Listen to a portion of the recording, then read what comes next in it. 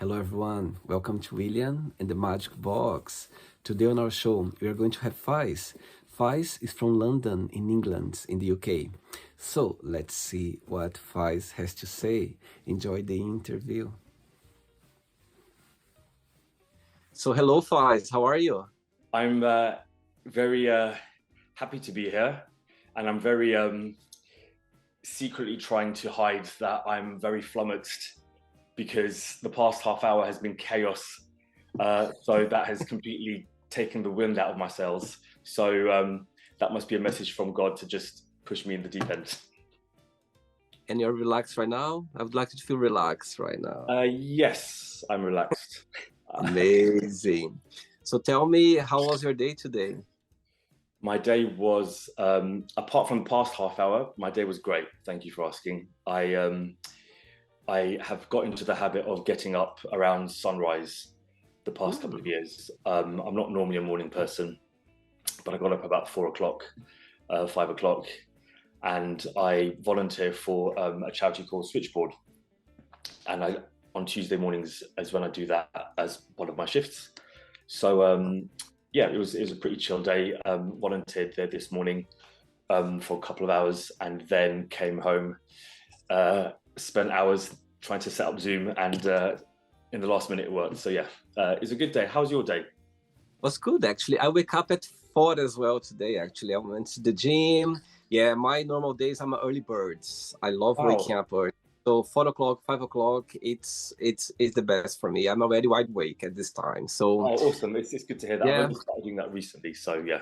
it's great. I mean, I always been, I mean, not always. When I was younger, I was a bit more of a night out. But now, like for the last, I don't know, maybe 10 years, I would say I've been an early bird. And it suits me well. I just love seeing the day just, waking up together. I think it's the best feeling.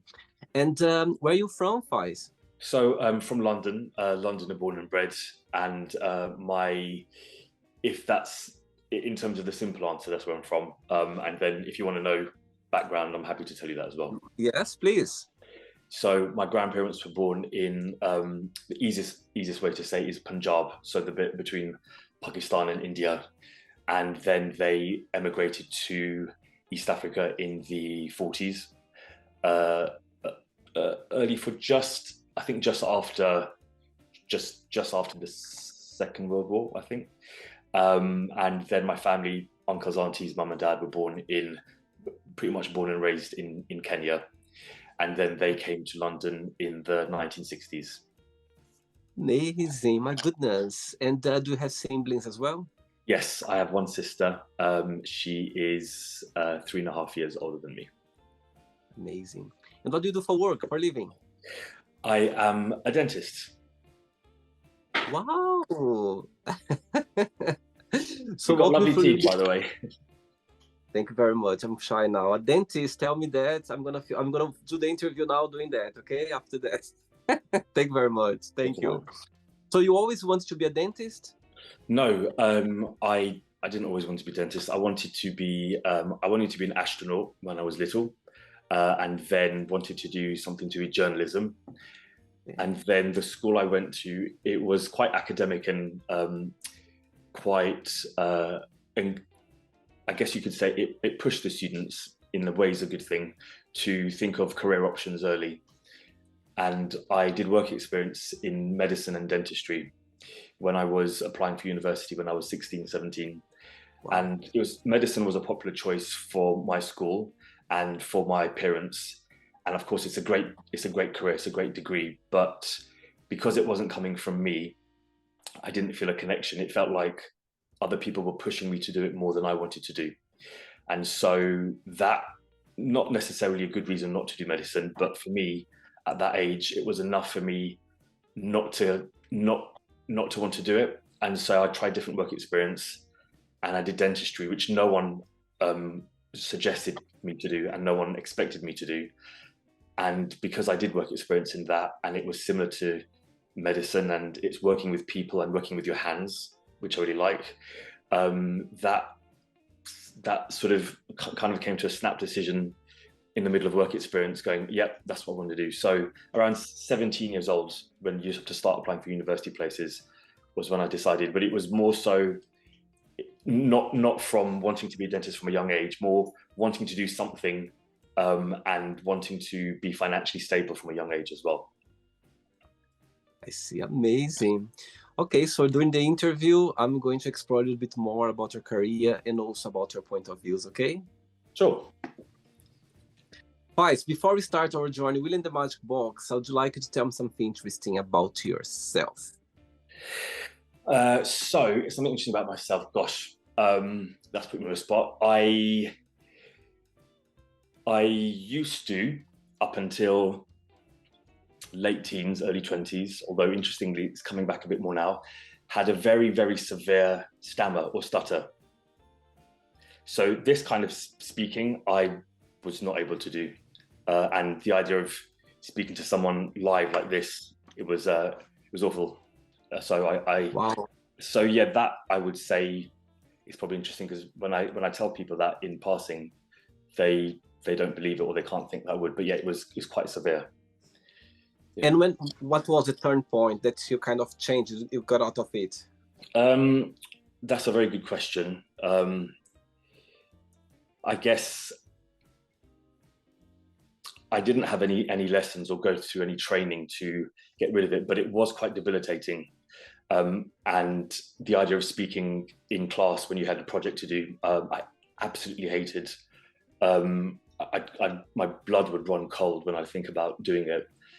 And I guess maybe me concentrating on my GCSEs, which are national exams in the UK, and having that as a focus and happening to do really well, which I inconsistently didn't do well at school. I was very up and down.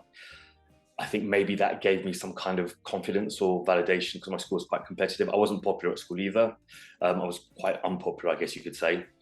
I guess slowly, and then with the conviction of knowing what I wanted to do at university, somehow I got a small bit of confidence or belief in myself. Not particularly thinking about curing my stammer, but slowly my voice seemed to come out, I guess. And I guess that probably helped me feel more connected with who I am. Amazing. Very good. Very interesting for sure. Wow. Are you ready to go on a beautiful journey through your memories in life and share your point of views? Certainly. Amazing. Welcome to William and the Magic Box. So I've got here my best.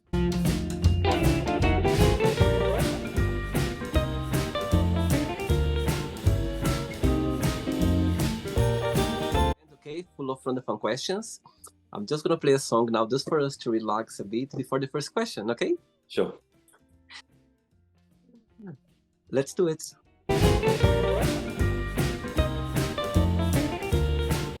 Yes, you always can join me dancing, always. Oh, no. Okay, Fiez, before we start the game, during the journey, if it comes up a question that you don't want to talk about, some reason you don't want to answer, always can change, okay? Sure. Right. Oh, first question for you is my favorite question of the Magic Box, okay? My favorite one. Send away a message to someone, but you don't need to tell who this message is for.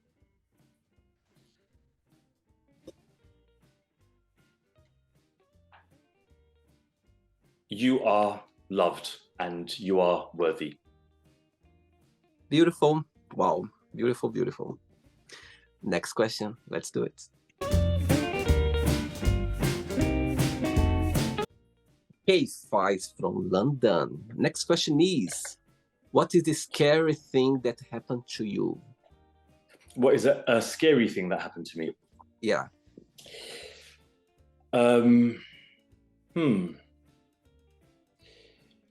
I guess that's quite a broad question in terms of how far I could go with that. Scary thing.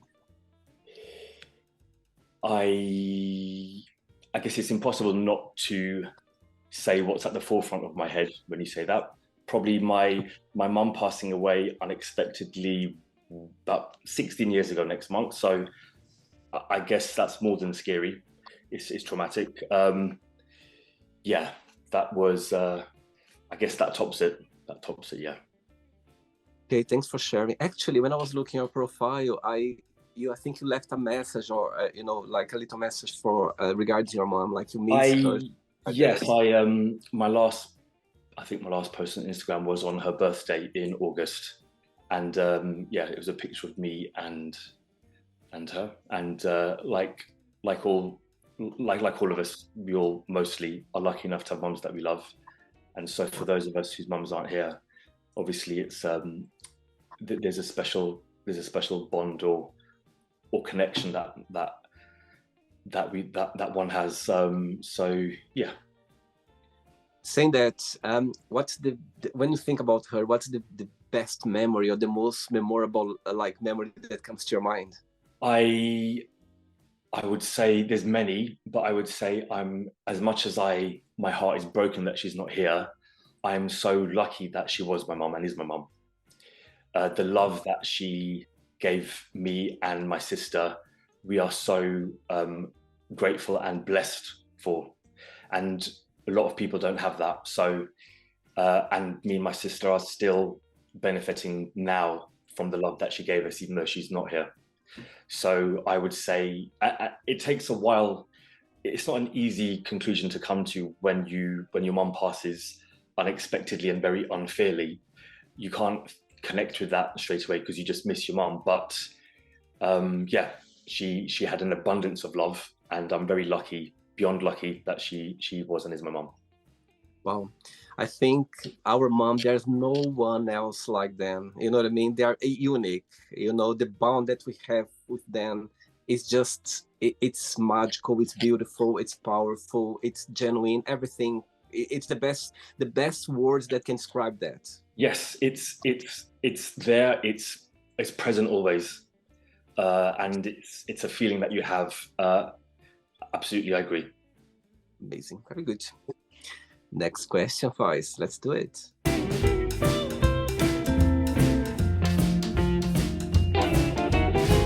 Wow, you are a good dancer, I can see. Before the next question, checking your profile, I could see that you are a big fan of Kylie Minogue, yes? Very much so. So walk me through a little bit about your love, how this connection started. So I'm 43 now, and when I was 7, there was a show called Neighbours, which people know internationally she was first on, that launched her career. And in the UK, it was huge. It was big in Australia and some other countries, but UK, to be honest, UK was obsessed with it. So I was 7, and like everyone in the UK at the time, there was a Kylie mania. Her character was called Charlene, and I just remember her being on the screen, her looking down the camera, and her eyes, and just looking at her. And I remember having butterflies in my tummy. I was 7. I was convinced I was going to marry her. I was telling everyone she's my girlfriend, going to marry her, and all that. I remember even drew a picture. Used to draw pictures of her at school, rubbish pictures. And I love pop music. I love music in general. I love dance music, and my parents always had music in the house. So loving music and having a show called Top of the Pops in the 80s and 90s, which I was a huge fan of. For then my favorite TV star to then become a singer as a 7-8-year-old was just even better. And particularly in this country, she had quite a stellar, and still has quite a stellar, music career. And fast forward to now, why do I still like her? She is joy. Her pop music, her energy is just joy. And you need that a lot of the time in a world that can be quite cruel and absent of joy. Just having that escapism and that genuine love for art and love for what someone does. So yeah, and interestingly, I've felt in recent years when I question why am I a fan of someone, I've realized she's probably my hyperfocus, which might bring you on to the next question or not. Lovely. Thanks for sharing. You talk about Kylie Minogue now. I know a few friends that they love her the same way as you do. And it's funny, interesting, because when I was 19 years old, I moved to Portugal. And I remember, like, I was on my own. In 2002, I was on my own. And I remember they have friends. And I remember this VH1 video that they were playing a lot of 80 songs. And I remember they playing Kylie Minogue. That's how I was introduced to her. And I was like, oh my God, I like her, And I remember, like, out of nowhere. And I remember actually, I saw a video that you post with Dani Minogue as well. I was like, oh my goodness, you met Dani Minogue as well. And I was like, and actually, I didn't know anything about them. And I remember like listening to her, their sisters, and that's how I've been introduced to them. And as you say, it's just those icons that they just leave a mark in our lives. Yeah, absolutely. Next question for you is, what makes you feel discouraged? What makes me feel discouraged? Yeah. Interesting. It's very easy to feel discouraged by the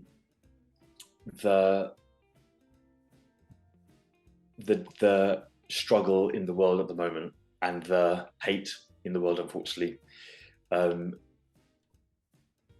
That's very hard. Whether it's hate against trans rights, whether it's hate in the Middle East, yeah, that's the first thing that comes to my mind. But I'm very mindful not to let that feeling overwhelm and win. But yeah, it's hard not to feel discouraged with humanity when you just see a lot of hate. Yeah. Saying that, do you think nowadays, of course, a lot of things happening right now, that's you go like, my goodness, we are in 2023 and you still see those things happening in the world right now. Even though, do you think, like you mentioned about trans, yeah, the LGBTQ plus community, do you think nowadays the community, they are in a better place than before? So in one sense, it's hard not to think in 2023, where we're present now, it's hard not to think that things are better than ever for sexual minorities. And yet, unfortunately, with social media and with the narrative with trans rights being pitted against, I believe, by other powers, mainly by patriarchy, I think trans women have been pitted against cis women, and they've actually got more in common with each other than people realize. But this narrative that's playing out because both sides feel unheard and unseen, that's particularly upsetting to read and watch when you hear hate, when you hear comments by J.K. Rowling. So in one sense, yes, we are in a better place than ever before, but it just therefore disappoints you when therefore you see so much polarization, which there shouldn't be. Ready for another one? Yeah, let's go. Ready? Let's do it. Next question.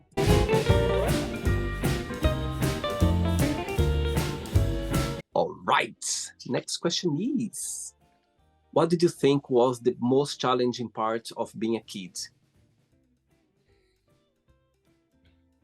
A couple of things spring to mind. I'm thinking, you mean as a general thing with kids and adults, or my personal journey? Your personal, for you. Probably.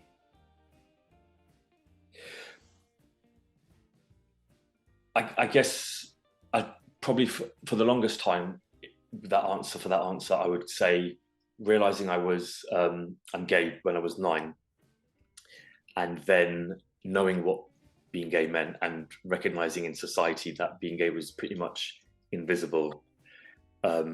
So yeah, it's almost, I can think of my life as realizing, sort of, I can split it into before I realized I was gay and afterwards, when I was 9.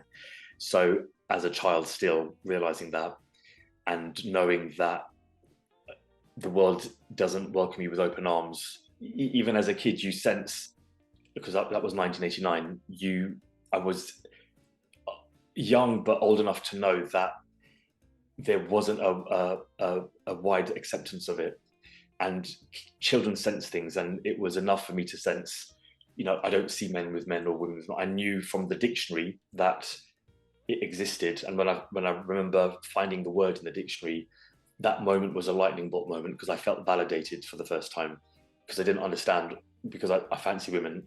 I've always fancied women, but fancied men more. or boys more. Obviously, when I was a boy, I fancied a boy. And so up until that point, I thought it was odd. I didn't make sense. So knowing that word existed in the dictionary, that was a lightning bolt moment. I felt, okay, I'm not alone. Something makes sense. If it's in the dictionary, it means other people exist. But then realizing very quickly, okay, I don't see this on the television. I don't see this in my family or friends. You hear comments, you hear, there isn't an equal footing in society. So probably, yeah, I'd say that was the most difficult thing, realizing that I had to grow up very fast. So I think at 9, I kind of lost my innocence then, and realized I had to grow up very, very fast. And that started the disconnect from myself and my family.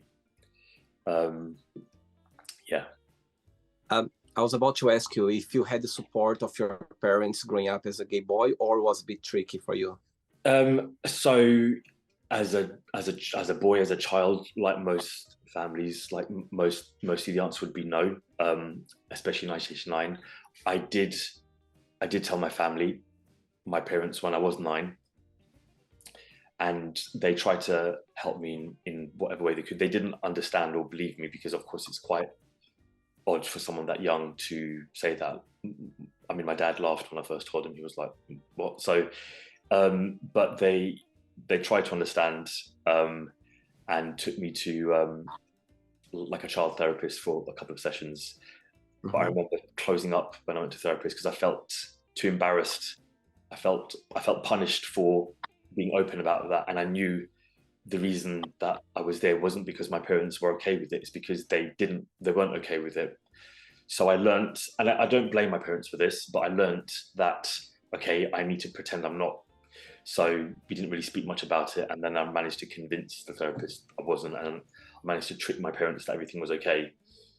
So yeah, that from 9 years old, unfortunately, the disconnect started where you love your family, but you always think, well, I have to be myself once I'm financially independent, once I move out of home and have a roof over my own head. And ultimately, it's because you think you're going to be disowned. So you don't know you're going to be disowned until you come out, and that's always a possibility. And as a child, when you think that your parents might not accept you, and you just don't know, to live that from 9 years old up until 25, it messes with your head. It splits you in two. And probably, although I'm a lot more healed now, probably aspects of it I'm still dealing with. So yeah, from 9 till 25 was a difficult place. And then when I came out at 25, finally, again, that's when I could start to be my authentic self. Did you convince the therapist at 9 when you were not at 9? Do you think, did you convince him or her or not? I remember him asking me why I thought that, and I think I just said, "Oh, there was a boy, like another boy at school. I think we were both 9, and I think he kissed me, and I said, I think I used that as a reason, basically, because I said, oh, it felt nice, and then him saying, oh, footballers kiss each other, that doesn't mean they're gay. And I remember being so happy that he said that, because I wanted a get out clause, I wanted a way out. And so unfortunately, as much as at the time I was glad, and I don't know if as a child it's an interesting question. I don't know if he was calling my bluff, but genuinely, I don't think he understood. I think in 1989, I don't think many therapists would have accepted that a 9-year-old knew their sexuality. So I don't think he believed me, and I think he thought I was confused, and I was very happy that he thought that. But it's weird now. I remember feeling relieved because I didn't want my parents to question me anymore. But it's interesting, if he had taken me seriously, if he had said that, who knows? But again, I remember, although my dad's okay with it now, but he wasn't when I first told him. When I second told him when I was 25, he was very angry, and how a lot of fathers can often be. And he still has issues with it, but overall he's at peace with it. But one of the first things he said, even early on, even with his rage and hate and anger, and the only thing that he generally felt remorse for which was conflicting with his idea of his son being gay, was realizing as a 9-year-old that I had to hide it. And he realized, which was quite a big thing for me to see and understand as the years went on, he knew that I knew I was gay, and he knew that I hid it. And he Wow. realized the burden, in his words, that I carried. Because in his words, he said, if you had, come out, or the therapist had said you are, he said, I would have either chucked you out or I would have left home. He couldn't have dealt with it. Either he would have left the family, or he wouldn't have wanted me there. And I'm not saying that to throw him under the bus. That's just a very honest reaction that a lot of fathers have, which I Yeah. respect him for saying that to me. It doesn't excuse him. I don't appreciate him saying that, but a feeling is a feeling. I don't hold that against him. I did, not anymore. And I think a lot of fathers feel that. But for him to have immediate remorse about that, that shows, something. So yeah, I wouldn't have had the support. So going back to your question about the therapist, if he had convinced my parents that actually I am, I think I might have been in a worse situation, because my dad would absolutely not have accepted it. He would not have taken kindly to, oh sure, we'll accept it. He would have been like, no, just if that's the case, I'm going, or you're out. So I'm glad the therapist I managed to hoodwink. Yeah, I think all those moments happen for a reason. Maybe, as you said, the therapist didn't know, and he did a good job. You know what I mean? At the end of the day, and in a way, let's say, yeah. Yeah, absolutely. And I'm lucky to have both my mum and my dad with the way they've been. Obviously, sons love their mothers more, and I love my dad, but obviously, and especially as a gay son and the mum, he's going to be like that. But And it's interesting. Sorry, Dad, love you too. Oh, sweet. And also as well, oh no, it was the time, as you said, 1989. It was a lot of things involved. It wasn't just him.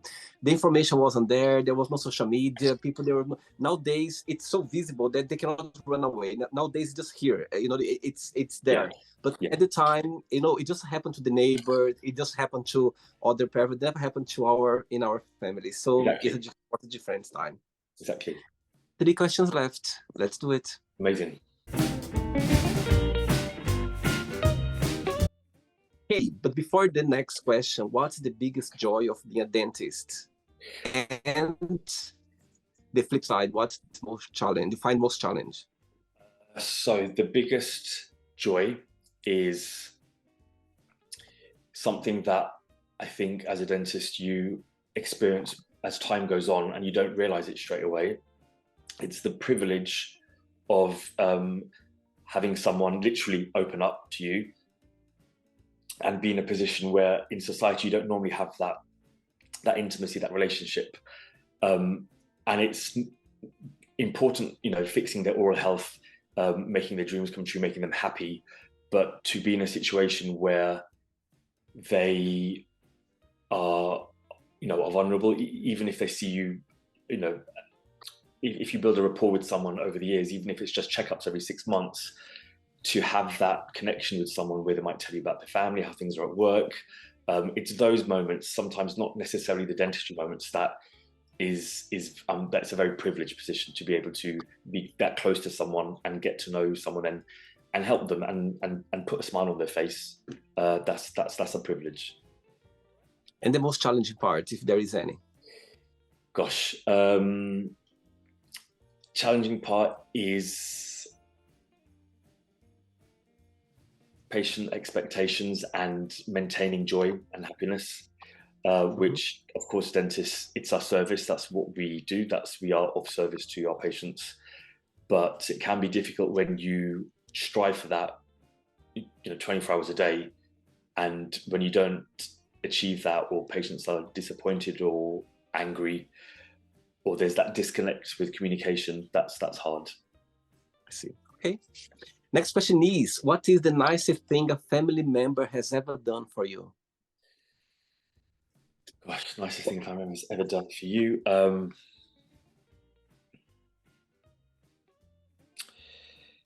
Right, good question.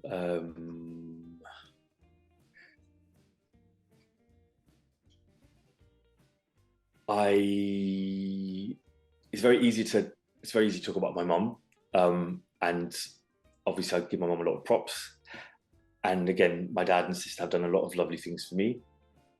Um, I would say all three of them have done great things, but what springs to my mind particularly is, I'd say, for my 40th birthday, and by that time my mum hadn't been around for a while, but my cousin Syra, I'm going to give her a shout out, who's a cousin on my mum's side, my mum's middle sister's daughter.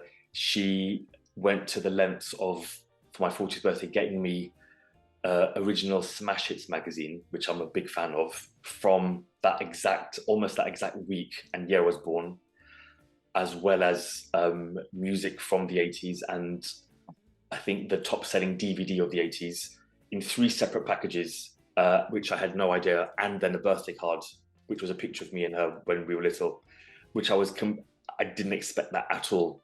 So wow. That was, and it was touching because my mum passed before I was 30, and of course I didn't think I'd be without my mum on my 30. So my 40th birthday, it was like, of course that was at the back of my head. So for her to give me those gifts, almost like my mum would, it was so I was so touched and overwhelmed, and as I was with all my friends and family, but that in particular, she took the prize, I think, for really like going the extra mile. So yeah, thanks. Oh, beautiful, beautiful. 2 questions left. Let's do it.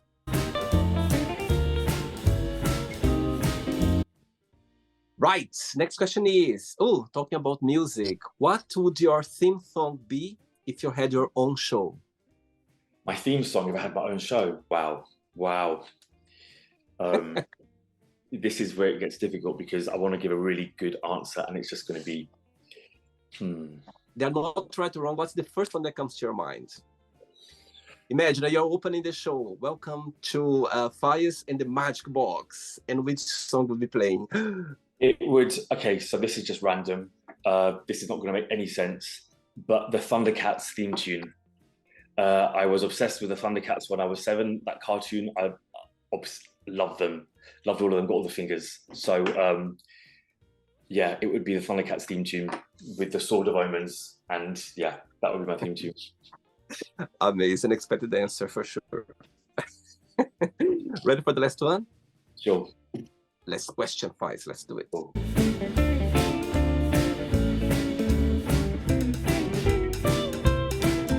Before the last question, tell me, people watch the interview right now, would you like to start a career as a dentist? What would be your best piece of advice? Best piece of advice would be, do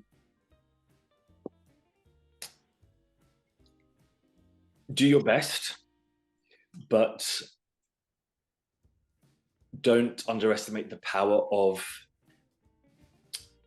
having a support network outside of the career. It can be a very demanding, very privileged job, but it takes a lot of energy from you. And it can be hard on days where you give all your energy to not get that energy back.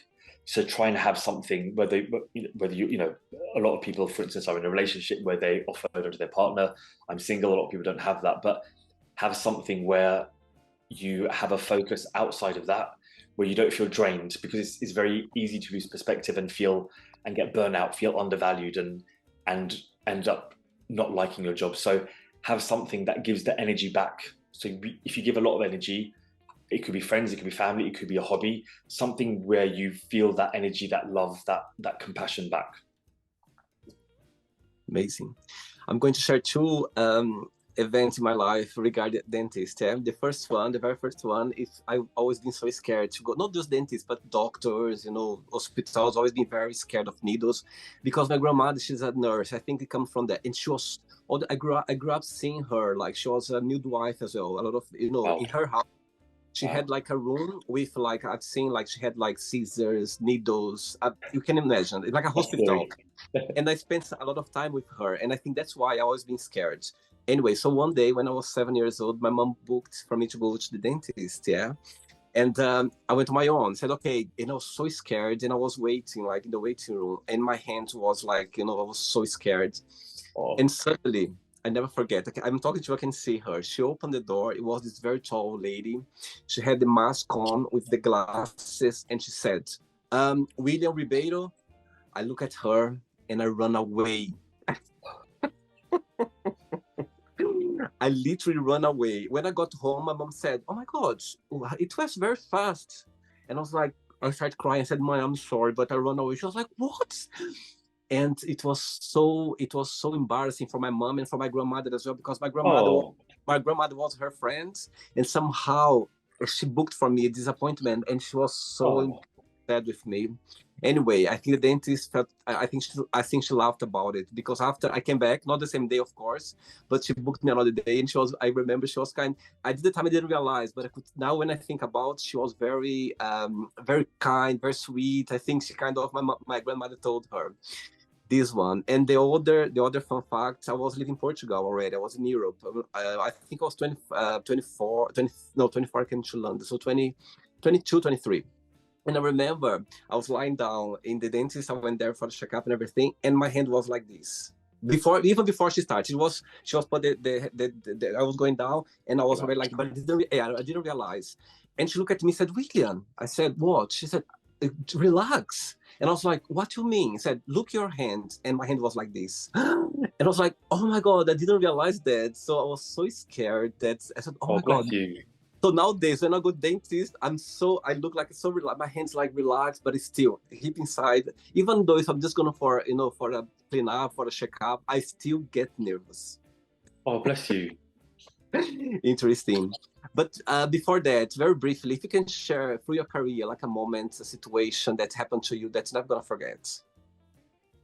Yes, it was. It's there's been a few actually recently. So I've been diagnosed with um, in January 22. I was diagnosed with ADHD, and I'm very passionate about neurodiversity in general, especially in the profession, but generally in humanity. And I, the reason I, one of the reasons I started to go down that road is because one of the privileges of seeing many patients, you have to go through their medical history to begin with, and about 6, 7 years ago, a bit before that, I started noticing adult patients telling me they had ADHD, which wasn't so common, and of course now it's becoming more common. And Mhm. after the second or third one, I was very curious, and I said, "Oh, if you don't mind me asking, could you tell me a little bit about diagnosis?" Because my knowledge back then was, "Oh, you only get diagnosed if you're a child," and that was what I was told when I went to my own GP incorrectly as an adult. Right. And I asked a couple of them, and immediately they were very happy to help me. They opened up, and they said they were wrongly diagnosed, and they went to a particular GP after trying, who was very supportive, and how it changed their life. How one was wrongly diagnosed with depression, but then once they found the right GP who understood, it just changed his life. And then another patient of mine kindly said that. So that was the beginning of me thinking, wow, okay, I've met adults that have ADHD and they've recommended this was so my patients ended up benefiting me in a way that they didn't realize. Rather than going to Oh, the dentist and the dentist provides them a service, it felt like they were providing me a service. And then wow. fast forward to last year, this year, there's been a couple of patients who, with me being open about ADHD, have come to me and said, "Oh, they've seen some of my posts on social media, and they've had the courage to do that." And one or two patients who I suspected might have, um, obviously as dentists we're not trained officially to diagnose, but I remember mentioning to one patient in particular, and it just seemed like the right thing to do. And he opened up within five minutes, just telling me a lot about his life story, the things he was facing. You know, when someone is waiting to say something and someone says that magic phrase, and suddenly it's like everything bursts out. Um, and I could tell that it was on his mind, and it felt like he hadn't had anyone to share this with. So, yeah, I'd say neurodiversity within dentistry, which is I'm very passionate about. Meeting patients that I've been open about their neurodiversity has been a gift to me, which I'm very grateful for, and they may not realize this. And likewise, if I can help people in my patients or the professional humanity to be in touch with their neurodiversity so that they don't feel alone and they don't struggle, then that's my passion as well. Amazing. Good. Last question for you is, if you could change something in yourself or about yourself, what that would be and why?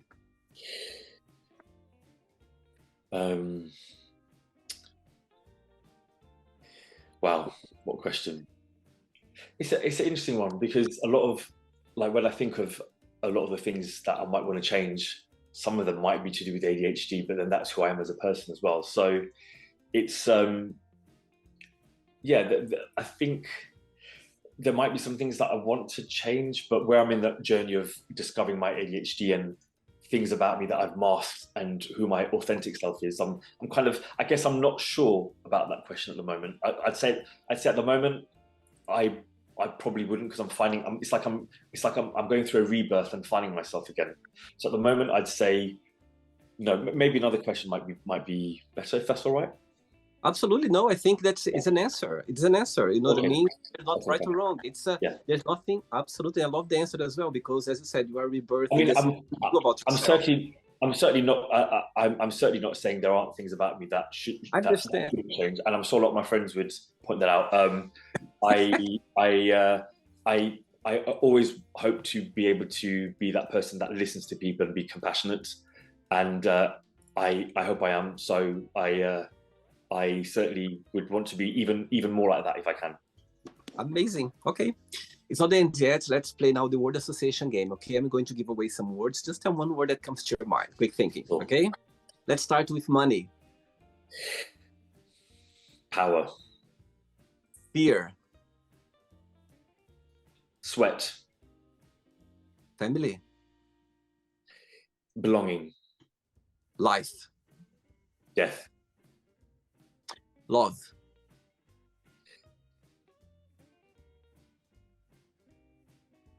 Compassion. Sex. Amazing. Politics. Corruption. Religion. Spirituality. Friendship. Connection.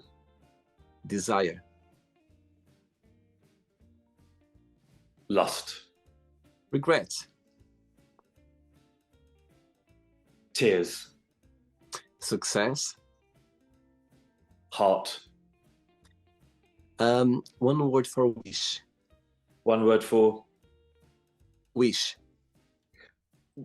One word for wish, as in another word for wish. Yeah. Hope. Happiness. Mum. One word for London.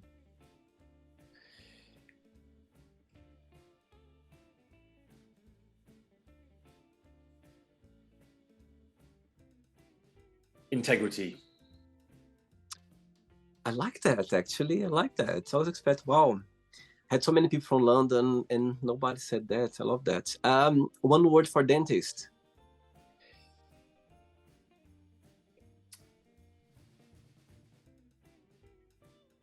Tooth doctor. And the last one now, Kylie Minogue, one word. Joy. Say again? Joy. Joy. Amazing.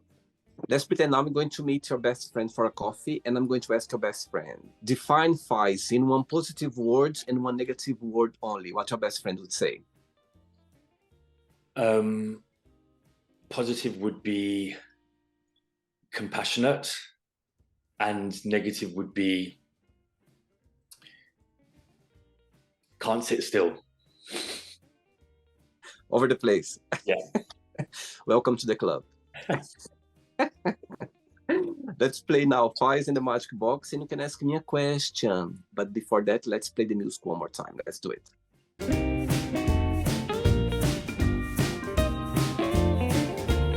Right, but before asking the question, very briefly, 3 favorite songs of Kylie Minogue, top 3. Right, Confide in Me. Love it. Better the Devil You Know, that's an anthem. And number 3 would be a cover. Give me just a little more time. Okay, very good. You can ask me a question now. Yes.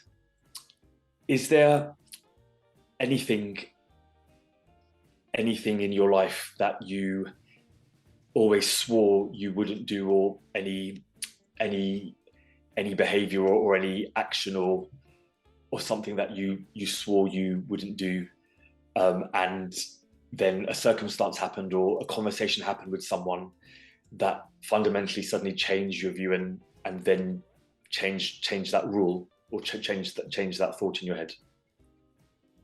Wow, my God, lovely question. And a lot of things going on in my mind right now. I'm just like going a lot of things. Wow, wow, wow, what a question.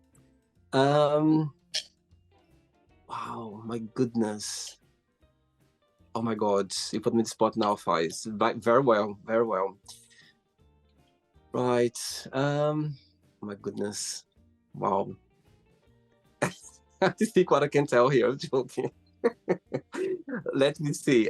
Something that wow, my goodness. Okay. Okay, I'll tell you something now. It's something it connects with the show, the Magic Box. Since I started doing the show, I think my mind has been opened a lot. Talked to so many people around the world with different backgrounds, different point of views, different ways of expressing themselves. Yeah, and it's I've learned a lot. Like there's a lot of things that I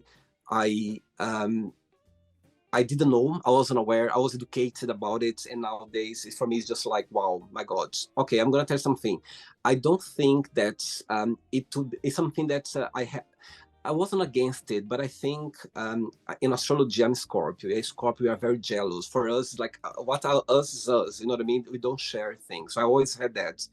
And the relationship, yeah, for example, something that I still think that I'm not for that situation, but for me, I'm more open-minded about it. Talking to people, like so many people around the globe here, for example, people who, for example, the gay scene, gay couples, something that, I never understood that, for example, gay couples or straight couples, they could have, let's say, open relationship, even though after like so many years together, a lot of reasons, it's something that I've always been like, no, it's not for me. No, I could never be that. No, I couldn't be able to do that.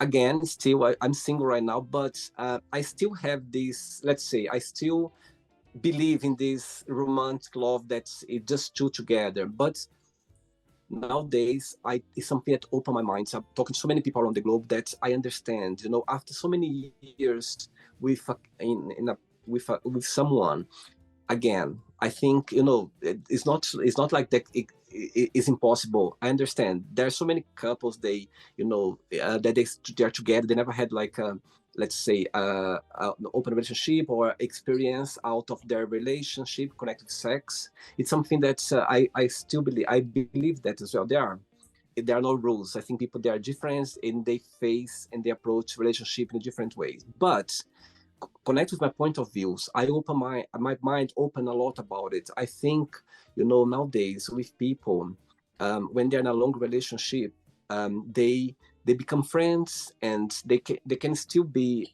monogamous. They can still have their relationship until the end of their lives. Yeah. But what I understood talking to people is that some people, they open their relationship for some reason. They have this polyamory relationship as well. So I think nowadays, with the technology, with social media, with talking to people, they are more understanding about it.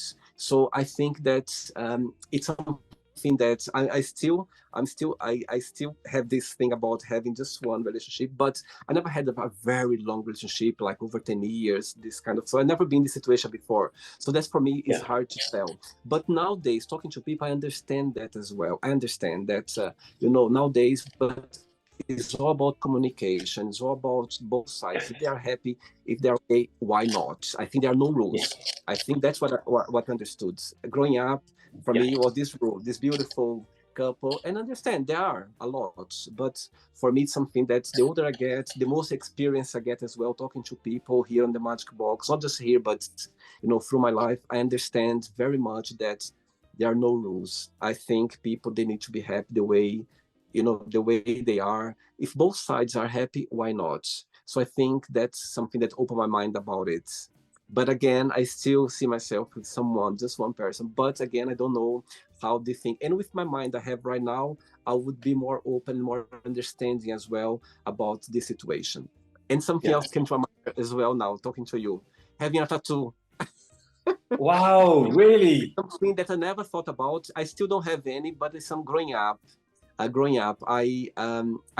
find beautiful tattoos in people. I think the way they express themselves is beautiful. But I never consider myself to have. But I start maybe considering something very little, something very discreet. I don't know, but something that when happen naturally, if the idea come along with a nice idea, why not? So that would be my Yeah. answer as well. That was. I like both of those answers. That's beautiful. Thank Yeah, you. they're welcome. Just to very quickly say, so that's my one and only tattoo. I will have more, but that's my first one on my 40th birthday. That's a tribute to my mum. So I always said after my mum passed, if I was going to have a tattoo, I wanted to do something in memory of her, and that's it. It's a Celtic loop. So yeah, I was never against tattoos, but I never saw myself as particularly having one. But yeah, that if you find the right one with meaning, as you said, yeah. I find beautiful. I always find beautiful in people.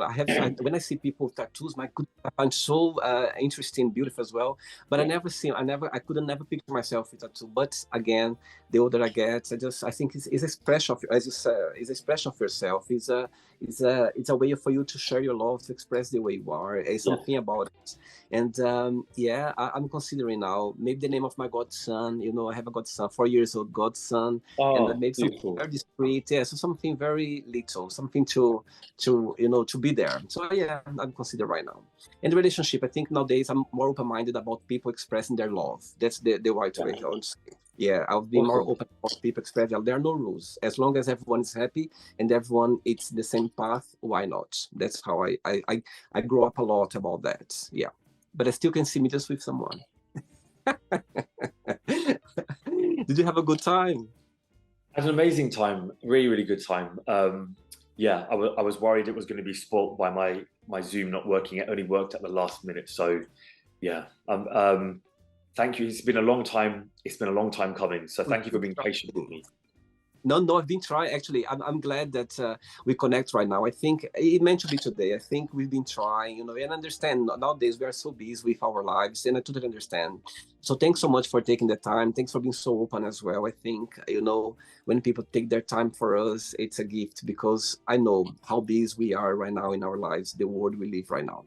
Yeah, But before you go, if you can share a positive message or anything that you live by. absolutely. So I thought about that when you'd asked that before, and it's hard to think of something that feels right because there's a lot of positive messages that people give. So something unique, and then this one came to me. No matter how dark you think life is, no matter how dark it feels to still live, don't forget that you are the light for someone's darkness. Wow, beautiful one. Wow. Oh, sweet. I love the message. Fiez, thanks so much. And I'll see you in London sometime for a coffee or Oh, something, okay? absolutely. Please, I look forward to it. Thank you Keep so in much. touch. It God was bless you. I nice will connecting. do. Thanks again. Thank Good you so night. much. Bye-bye. Bye-bye. See Good you. night. Bye. Bye.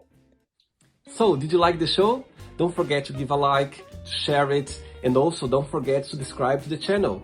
And if you'd like to be part of the show as well, first, subscribe to our channel, and after that, just go to our website, www.williamandthemagicbox.com, and send us a request saying why do you like to be part of the show.